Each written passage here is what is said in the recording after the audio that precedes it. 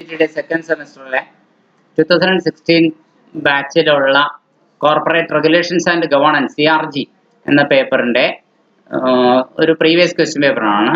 അത് 2016 സിലബസ് അവസാനിച്ചതാണെങ്കിലും അത് 2019 പിന്നീട് നടന്ന ഒരു ക്വസ്റ്റ്യൻ പേപ്പറാണ് നമ്മൾ സോൾവ് ചെയ്യുന്നത്. ഒന്ന്, what is meant by perpetual succession? അനന്തകാലത്തേക്കുള്ള നിലനിൽപ്പ് എന്ന ആശയമാണ് പെർപെച്വൽ സക്സഷൻ. നമുക്കറിയാം, ഇത് 1 മാർക്ക് ക്വസ്റ്റ്യൻ ആണ്. എന്താണ് പെർപെച്വൽ സക്സഷൻ എന്ന് ചോദിച്ചു കഴിഞ്ഞാൽ വളരെ ചെറിയൊരു ആൻസർ മാത്രമേ പ്രതീക്ഷിക്കുന്നുള്ളൂ. പക്ഷേ അത് വലിയ മാർക്കിന് ചോദിച്ചാൽ എഴുതാവുന്ന രീതിയിൽ 2-3 പോയിന്റ്സ് കൂടി അഡീഷണൽ ആയിട്ട് ആഡ് ചെയ്തിട്ടുണ്ട്. Perpetual succession refers to the continuous existence of a corporate entity.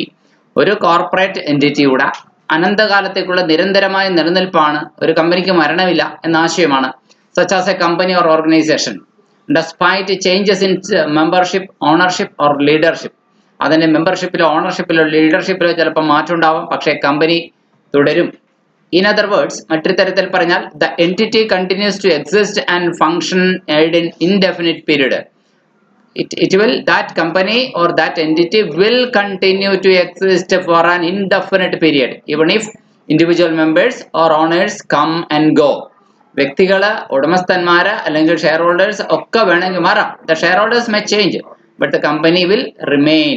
Perpetual succession provides stability, continuity, and allowing entities to maintain their identity. ആ കമ്പനികൾക്ക് അവരുടെ ഐഡന്റിറ്റി നഷ്ടമാകുന്നില്ല. ആൾക്കാർ പോയാലും കമ്പനി നെയിമിൽ തന്നെ അത് എല്ലാ കാലവും തുടരും. അതിന്റെ അസറ്റ്സ് അങ്ങനെ തന്നെ കണ്ടിന്യൂ ചെയ്യും. And liabilities over time. Now next question, what is meant by incorporation? Company, ഏത് കമ്പനിയുടേതായാലും രജിസ്ട്രേഷനെ നമ്മൾ പറയുന്ന ഒരു വാക്കാണ് incorporation. Incorporation refers to the process of registering any type of company. Joint stock company ആവട്ടെ, പ്രൈവറ്റ് കമ്പനി ആവട്ടെ, പബ്ലിക് കമ്പനി ആവട്ടെ, നോൺ പ്രോഫിറ്റ് കമ്പനി ആവട്ടെ, ലിമിറ്റഡ് ലയബിലിറ്റി കമ്പനി ആവട്ടെ, ഏതു തരം കമ്പനികളുടെയും രജിസ്ട്രേഷൻ നമ്മൾ ഇൻകോർപ്പറേഷൻ എന്ന് വിളിക്കും.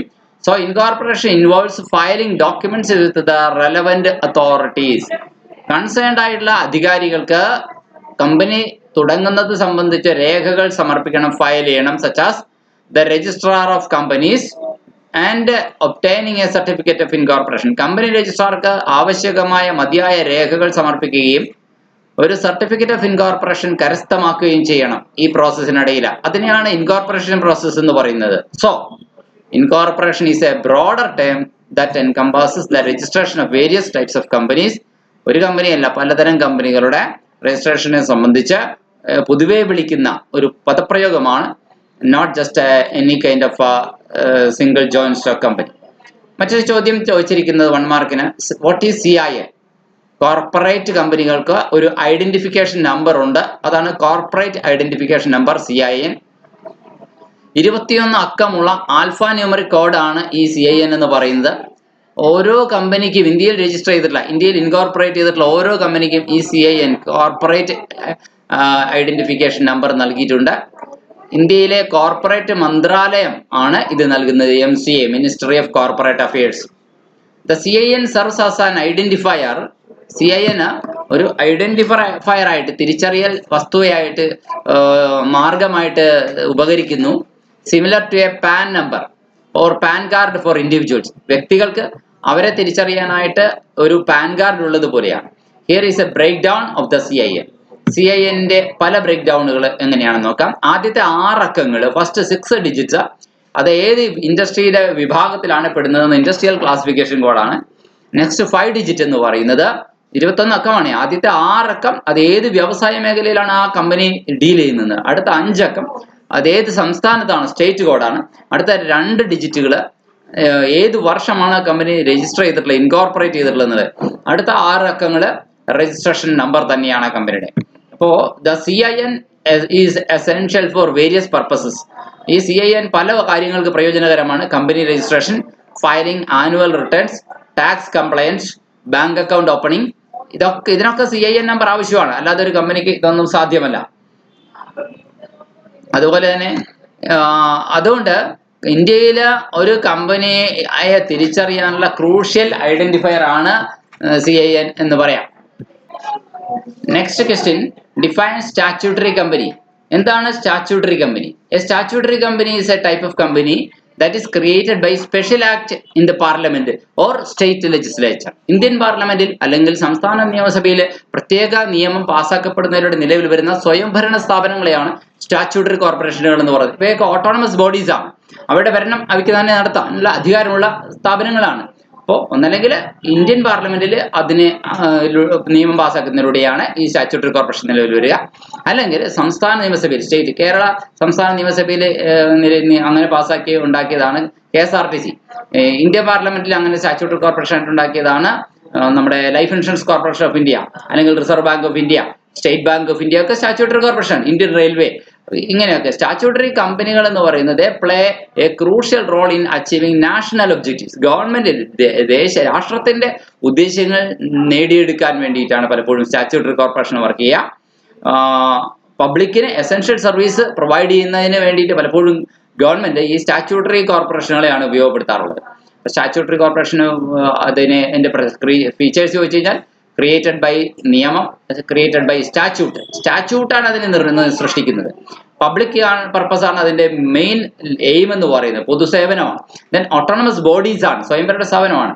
ഇതിന്റെ ഫിനാൻസ് എന്ന് പറയുന്നത് ഗവൺമെന്റ് ട്രഷറിയിൽ നിന്ന് ഫണ്ട് കൊടുത്തുകൊണ്ടാണ് നടത്തുന്നത്. അടുത്ത ചോദ്യം, അഞ്ചാമത്തേത്, what you mean by doctrine of ultra vires? ഇതൊരു ലാറ്റിൻ പദപ്രയോഗമാണ്. ബിയോണ്ട് ദ പവേഴ്സ് അഥവാ അധികാരത്തിന് അപ്പുറം എന്നാണ് ഇതിനർത്ഥം. ഔട്ട്സൈഡ് ദ അതോറിറ്റി എന്നാണ്. In the context of the company law, company നിയമത്തിന്റെ സന്ദർഭത്തിൽ പറയുമ്പോൾ it refers to actions taken by a company that are beyond its authorised power. ഒരു കമ്പനി അതിന്റെ അധികാരപ്പെട്ട ശേഷിക്കും ശക്തിക്കും അപ്പുറത്തേക്ക്, അതിന് അധികാരം നൽകിയതിനേക്ക് അപ്പുറത്തേക്ക് എന്തെങ്കിലും ഒരു കാര്യം ചെയ്യാൻ ശ്രമിച്ചാൽ അത് ഡോക്ട്രൈൻ ഓഫ് അൾട്രാ വൈസ് എന്നാകും, ബിയോണ്ട് ദ പവേഴ്സ് ആകും.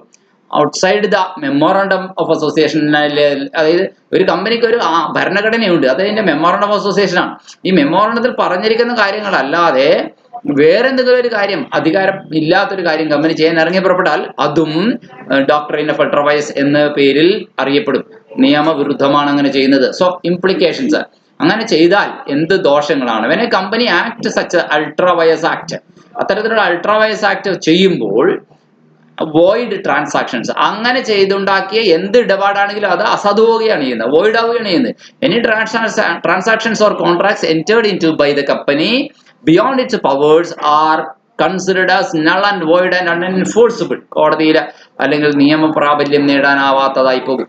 രണ്ടാമത്തത്, no estoppel. The company cannot be estopped or prevented from denying the validity of such ultra vires transaction. അത്തരത്തിലുള്ള അൾട്രാവൈസ് ട്രാൻസാക്ഷന്റെ വാലിഡിറ്റി ഡിനൈ ചെയ്യുന്ന, നിഷേധിക്കുന്നതിൽ നിന്ന് കമ്പനിക്ക് തടയാനാവില്ല.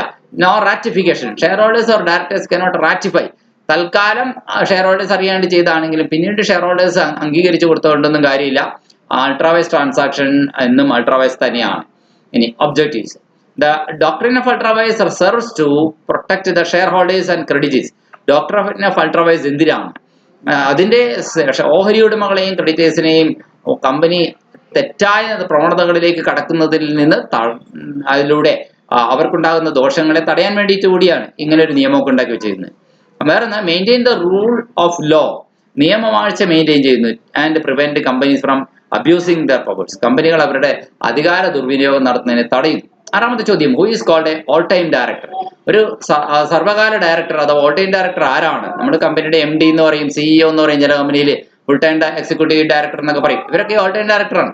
Actually all time director is a director of a company who devotes their all time to the company affairs. കമ്പനിയുടെ കാര്യങ്ങളിൽ മുഴുവൻ സമയവും വ്യാപൃതരായിരിക്കുന്ന ഡയറക്ടർമാർ തന്നെയാണ്, ഇവരുടെ പേര് പോലെ തന്നെയാണ്. Receives A salary or remuneration for their services. അവരുടെ സേവനങ്ങൾക്ക് കൃത്യമായി സാലറി അല്ലെങ്കിൽ ഒരു പ്രതിഫലം വാങ്ങിക്കൊണ്ടാണ് അവർ അവിടെ ജോലി ചെയ്യുന്നത്. മൂന്നാമത്, they are responsible for the day to day management of the company. കമ്പനിയുടെ നിത്യജീവിത മാനേജ്മെന്റിന്, ഭരണത്തിന് അവർ ഉത്തരവാദികളുമാണ് ഓൾ ടൈം ഡയറക്ടർമാർ. സോ അവര് കമ്പനിയുടെ ഓപ്പറേഷൻസിൽ ക്രൂഷ്യൽ റോൾ പ്ലേ ചെയ്യുന്നത്. മറ്റൊരു ചോദ്യമാണ്, വാട്ട് ഈസ് ക്വാറം?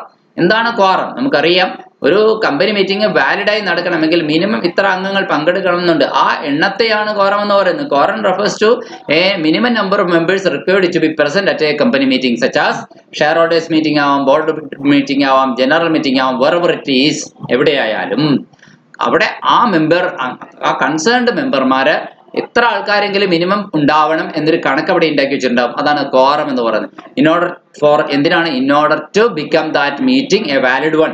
ആ മീറ്റിംഗ് ഒരു വാലിഡ് മീറ്റിംഗ് ആവണമെങ്കിൽ, ആ മീറ്റിംഗിൽ എടുക്കുന്ന ഡിസിഷൻസ് വാലിഡ് ആവണമെങ്കിൽ തീർച്ചയായിട്ടും എന്ത് വേണം? കമ്പനിയിലെ അംഗങ്ങളെ കോറം തികഞ്ഞ മീറ്റിംഗ് ആയിരിക്കണം. കോറം തികഞ്ഞിട്ടില്ല എങ്കിൽ ആ മീറ്റിംഗിൽ കൂടിയിട്ട് കാര്യമില്ല, മീറ്റിംഗിൽ എന്ത് തീരുമാനം എടുത്താലും അതിന് വിലയില്ല. So, in other words, quorum is the minimum number of members needed to constitute a valid meeting. അങ്ങനെ പറഞ്ഞാൽ മതി. 1 മാർക്കിനൊക്കെ ആകുമ്പോൾ ശരിക്കും പറഞ്ഞാൽ അത്രയും പറഞ്ഞാൽ മതി. പക്ഷെ കുറച്ചുകൂടെ എക്സ്ട്രാ പറഞ്ഞിരിക്കുന്നത് വലിയ മാർക്കിന് ചോദിച്ചാലും എങ്ങനെ പറയണം നോക്കുക. സ്റ്റാറ്റ്യൂട്ടറി കോറം ഉണ്ട്, കോൺസ്റ്റിറ്റ്യൂഷണൽ കോറം. എങ്ങനെ 2 തരം കോറം പറയാം. എന്താണ് statutory quorum? Specified by statute or law or regulation. നിയമം അല്ലെങ്കിൽ ഗവൺമെന്റ് നിയന്ത്രണങ്ങൾ പറയുന്നതനുസരിച്ചുള്ള കോറം. ഇനി കോൺസ്റ്റിറ്റ്യൂഷണൽ കോറം എന്ന് പറഞ്ഞാൽ കമ്പനിക്ക് അതിന്റെ ആഭ്യന്തര ഭരണത്തിന് വേണ്ടി ഒരു നിയമാവലി ഉണ്ടാക്കിയിട്ടുണ്ടാവും. അതിന് നമ്മൾ വിളിക്കുന്ന പേര് ആർട്ടിക്കിൾസ് ഓഫ് അസോസിയേഷൻ എന്നാണ്. കമ്പനിക്ക് 2 പ്രധാനപ്പെട്ട രേഖകളാണ് ഉള്ളതെന്ന് നിങ്ങൾക്ക് എല്ലാവർക്കും അറിയാം. ഒന്ന് കമ്പനിയുടെ ഭരണഘടന എന്നറിയപ്പെടുന്ന മെമ്മോറണ്ടം ഓഫ് അസോസിയേഷൻ, കമ്പനിയുടെ മാഗ്ന കാർട്ട, ചാർട്ടർ എന്നൊക്കെ പറയുന്ന മെമ്മോറണ്ടം ഓഫ് അസോസിയേഷൻ സുപ്രധാന രേഖയാണ്. അതുകൂടാണ്ട് കമ്പനിയുടെ ആഭ്യന്തര ഇന്റേണൽ മാനേജ്മെന്റുമായി ബന്ധപ്പെട്ട നിയമങ്ങൾ, കമ്പനിയുടെ ഉള്ളിലുള്ള കാര്യങ്ങൾ അവർക്ക് അതിന് വേണ്ടിയിട്ട്, അതാണ് ആർട്ടിക്കിൾസ് ഓഫ് അസോസിയേഷൻ. അപ്പോൾ ആർട്ടിക്കിൾസ് ഓഫ് അസോസിയേഷൻ സ്പെസിഫൈ ചെയ്യുന്നുണ്ട് ഇത്ര ആൾക്കാർ വേണം ഇന്ന മീറ്റിങ്ങിന് കോറമായിട്ട് എന്ന് പറഞ്ഞിട്ടുണ്ടെങ്കിൽ ആ അത് അവരുടെ ഇന്റേണൽ കോൺസ്റ്റിറ്റ്യൂഷണൽ കോറമാണ്. ഇനി quorum requirements vary depending upon ഏത് മീറ്റിംഗ് ആണ് എന്നതനുസരിച്ച് കോറം റിക്വയർമെന്റ് മാറും. ടൈപ്പ് ഓഫ് മീറ്റിംഗ്, അതായത് ഷെയർ ഹോൾഡേഴ്സ് മീറ്റിംഗ് ആണോ, ബോർഡ് മീറ്റിംഗ് ആണോ, ജനറൽ മീറ്റിംഗ് ആണോ എന്നതിനനുസരിച്ച് കോറത്തിന്റെ എണ്ണം മാറും. Companies articles of association or bylaw, കമ്പനിയുടെ ആർട്ടിക്കിൾസ് ഓഫ് അസോസിയേഷനിലും ബൈലോയിലും പറയുന്ന എണ്ണം അനുസരിച്ച് കോറത്തിന്റെ എണ്ണം മാറും. ആപ്ലിക്കബിൾ ലോസ് ആൻഡ് റെഗുലേഷൻസ്, അതുപോലെ തന്നെ ഏതൊക്കെ നിയമമാണ് ആ കമ്പനിയുടെ പ്രവർത്തനത്തിന് ബാധകമാവുന്ന ആ നിയമങ്ങളിൽ എന്തെങ്കിലും കോറത്തെ സംബന്ധിച്ച് പറഞ്ഞിട്ടുണ്ടെങ്കിൽ അതിനനുസരിച്ചും കോറത്തിന്റെ എണ്ണം മാറ്റം വരും എന്നർത്ഥം. If a quorum is not present the meeting may be, quorum present അല്ലെങ്കിൽ മീറ്റിംഗ് മാറ്റിവെക്കേണ്ടി വരും, പോസ്റ്റ്പോൺ ചെയ്യേണ്ടി വരും. അഡ്ജോൺഡ്, പോസ്റ്റ്പോൺമെന്റും അഡ്ജോൺമെന്റും ചെറിയ വ്യത്യാസമുണ്ട് അല്ലെ. സെയിം ഡേറ്റില് സെയിം ടൈമില് മാറ്റിവെക്കപ്പെടുക, മറ്റൊരു ദിവസത്തേക്ക് മാറ്റിവെക്കപ്പെടുക അഡ്ജോൺമെന്റ്. ഇൻവാലിഡേറ്റ് ചെയ്യപ്പെടുന്നു, അല്ലെങ്കിൽ ആ മീറ്റിംഗ് വിലയില്ലാത്തതായിട്ട് പ്രഖ്യാപിക്കേണ്ടി വരും. Now what is resolution? എന്താണ് പ്രമേയം? In a company meeting a resolution is a formal decision or expression of opinion made by the shareholders or directors. ഒരു കമ്പനി മീറ്റിംഗില് ഷെയർ ഹോൾഡേഴ്സ് അല്ലെങ്കിൽ ഡയറക്ടർമാര് പറയുന്ന ഒരു ഫോർമൽ ഡിസിഷനെയാണ് നമ്മൾ എന്ത് പറയാ, റെസൊല്യൂഷൻ എന്ന് പറയാം. പലതരം റെസൊല്യൂഷൻ ഉണ്ട്, പ്രമേയങ്ങളുണ്ട്. സാധാരണ പ്രമേയം, പ്രത്യേക പ്രമേയം, ഐകകണ്ഠേന പാസ്സാക്കപ്പെടുന്ന പ്രമേയം. ഇങ്ങനെയാണ് ordinary resolution, special resolution, unanimous resolution. ഇങ്ങനെ 3 തരത്തിലാണ് റെസൊല്യൂഷൻ. സാധാരണ പ്രമേയം എന്ന് പറഞ്ഞു കഴിഞ്ഞാൽ സിമ്പിൾ മെജോറിറ്റി മതി, 51% വോട്ട് കിട്ടിയാൽ പാസ്സായി ആ പ്രമേയം. എന്നാൽ സ്പെഷ്യൽ റെസൊല്യൂഷൻ അങ്ങനെയല്ല, ഹയർ മെജോറിറ്റി വേണം, അതായത് 75%-ലധികം, അതായത് നമ്മൾ പറയുന്നല്ലോ 3/4 മെജോറിറ്റി എന്നൊക്കെ നമ്മൾ പറയും അല്ലെ. അപ്പോൾ അതിലധികം വേണം സ്പെഷ്യൽ റെസൊല്യൂഷൻ പാസ്സാകും. യുണാനിമസ് റെസൊല്യൂഷൻ എന്ന് പറഞ്ഞു കഴിഞ്ഞാൽ requires 100% agreement among all members. ഐകകണ്ഠേന മുഴുവൻ അംഗങ്ങളും ഒരേ സ്വരത്തിൽ പറയണം, അംഗീകരിക്കണമെന്ന്. അങ്ങനെയാണെങ്കിൽ മാത്രം 100% അഗ്രിമെന്റ് വേണം. അതാണ് യുണാനിമസ് റെസൊല്യൂഷൻ. ഇനി റെസൊല്യൂഷൻസ് ടിപ്പിക്കലി എന്തിനാണ് ചോദിക്കുക അല്ലെ, എന്തിനാണ് ഇത് പാസ്സാക്കുന്നതെന്ന്. ഡയറക്ടർമാരെ തിരഞ്ഞെടുക്കുന്നതിന് റെസൊല്യൂഷൻ പാസ്സാക്കാറുണ്ട്, ഇലക്ടിംഗ് ഡയറക്ടേഴ്സ്. കമ്പനിയുടെ ധനകാര്യ പ്രസ്താവനകൾ, ബാലൻസ് ഷീറ്റ് പാസ്സാക്കി വിടുക, അതൊക്കെ ഫിനാൻഷ്യൽ സ്റ്റേറ്റ്മെന്റ്സ് പാസ്സാക്കുന്നതിന് അതിൻ്റെയൊക്കെ അപ്രൂവലിന് ചിലപ്പോൾ റെസൊല്യൂഷൻ പാസ്സാക്കാറുണ്ട്. അതുപോലെ തന്നെ ഓതറൈസിങ് മേജർ ബിസിനസ് ഡിസിഷൻസ്, പ്രധാനമായിട്ടുള്ള ബിസിനസ് തീരുമാനങ്ങൾ എടുത്തതിന് അംഗീകാരം നൽകാൻ റെസൊല്യൂഷൻ പാസ്സാക്കാറുണ്ട്. കമ്പനിയുടെ ബൈലോ അല്ലെങ്കിൽ ആർട്ടിക്കിൾസ് ഓഫ് അസോസിയേഷൻ എന്ന് പറഞ്ഞാലോ ഇന്റേണൽ മാനേജ്മെന്റിന് വേണ്ടിയിട്ടുള്ള 2ാമത്തെ രേഖ, മെമ്മോറണ്ടം കഴിഞ്ഞാലുള്ള 2ാമത്തെ രേഖ, അത് ഭേദഗതി വരുത്തണമെങ്കിൽ ഓക്കെ ഇത്തരത്തിലുള്ള റെസൊല്യൂഷൻസ് ഒക്കെ പാസ്സാക്കേണ്ടി വരും. എന്തുകൊണ്ട് the process of passing A resolution involves proposal, discussion, voting, declaration. ഈ ഘട്ടങ്ങളൊക്കെ താണ്ടിയാലാണ് എന്ത് ചെയ്യുന്ന റെസൊല്യൂഷൻ പാസ്സാക്കാൻ പറ്റുള്ളൂ. ഇനി അടുത്ത ചോദ്യത്തിലേക്ക്, ഹൂ ഈസ് എ കോൺട്രിബ്യൂട്ടറി? ആരാണ് കോൺട്രിബ്യൂട്ടറി? കോൺട്രിബ്യൂട്ടറി എന്ന് പറയുന്നത്, contributory is a person who is liable to contribute to the assets of the company in the events of its winding up or liquidation. ഒരു കമ്പനിയുടെ winding up അല്ലെങ്കിൽ ലിക്വിഡേഷന്റെ സമയത്ത് അതിന്റെ അസറ്റ്സിലേക്ക് contribute ചെയ്യേണ്ടുന്ന, സംഭാവന നൽകേണ്ടുന്ന വ്യക്തികളാണ്. ഷെയർ ഹോൾഡേഴ്സ് ആവാം, അത് ഡയറക്ടേഴ്സ് ആവാം, അല്ലെങ്കിൽ ഫോർമർ ഷെയർ ഹോൾഡേഴ്സ് ആവാം. ഇവരൊക്കെ കോൺട്രിബ്യൂട്ടേഴ്സ് ആണ്. ഷെയർ ഹോൾഡേഴ്സ് എന്ന് വെച്ച് കഴിഞ്ഞാൽ ഇതുവരെയും പൂർണ്ണമായി അവരുടെ ഓഹരി അടച്ചു തീർത്തിട്ടില്ലാത്തവരാണെങ്കിൽ ഫുള്ളി പെയ്ഡ് അപ്പ് ഷെയർ അല്ല, പാർട്ട്ലി പെയ്ഡ് അപ്പ് ആണെങ്കിൽ അപ്പോൾ ആ ഫുള്ളി പെയ്ഡ് അപ്പ് ആവാൻ എത്ര വേണം അതും കൂടി അടയ്ക്കണം. ഡയറക്ടേഴ്സ് ആണെങ്കിൽ എത്രയാണ് അവർ ഗ്യാരണ്ടി കൊടുത്തേക്കുന്ന എമൗണ്ട്, പേഴ്സണൽ ലയബിലിറ്റി ഗ്യാരണ്ടി കൊടുത്തേക്കുന്നത് അത് കൊടുത്തു തീർക്കണം. ഫോർമർ ഷെയർ ഹോൾഡേഴ്സിനും ഉണ്ടാവാം who have sold their shares but may still be liable to pay for unpaid debts. കൊടുത്തു തീർത്തിട്ടില്ലാത്ത കടങ്ങൾ ഇനിയും കൊടുത്തു തീർക്കാൻ വേണ്ടിയിട്ട് അവർ ചിലപ്പോൾ ഷെയർ വിറ്റ് കളഞ്ഞ ആൾക്കാരായിരിക്കാം, എങ്കിൽ കൂടി അവർക്കും ഉണ്ടാവാം ഈ ബാധ്യത. അങ്ങനെയാണെങ്കിൽ അവരൊക്കെ കോൺട്രിബ്യൂട്ടറി ആണ്. കമ്പനിയുടെ ലിക്വിഡേഷൻ സമയത്ത് അവരും പണം കൊടുക്കേണ്ടി വന്നേക്കാം.